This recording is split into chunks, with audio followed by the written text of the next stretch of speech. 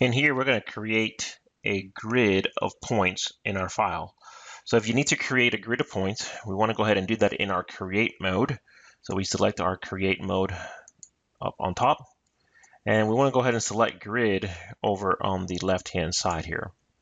Now, by default, it starts at the 100 by 100 XY coordinate.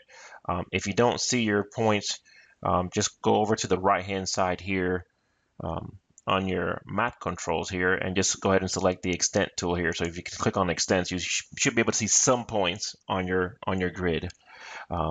If you don't, then it's probably because your settings down in edit mode are different. So let's go ahead and click on the edit mode down here.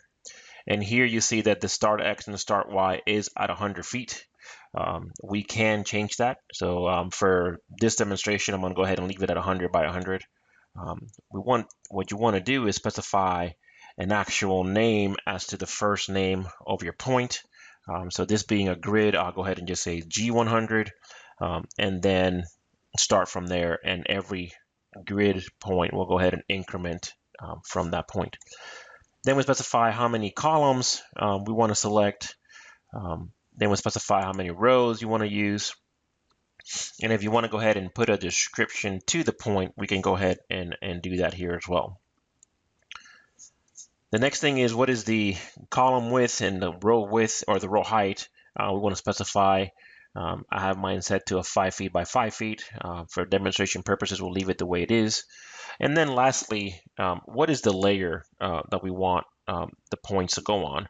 So if we go ahead and click on the layer information here, we can go ahead and specify the layer from the list, or you can go ahead and put in here a particular point or a particular name for the layer that you want to create for your point. So in this case, I'm going to go ahead and use grid points as my option. You can go ahead and select the edit mode button again just to take a preview of what your points are going to look like. And once you're satisfied, then you can go ahead and select the create button here.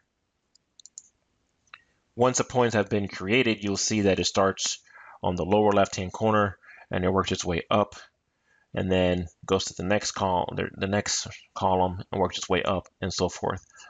And you see that the numbers have incremented accordingly.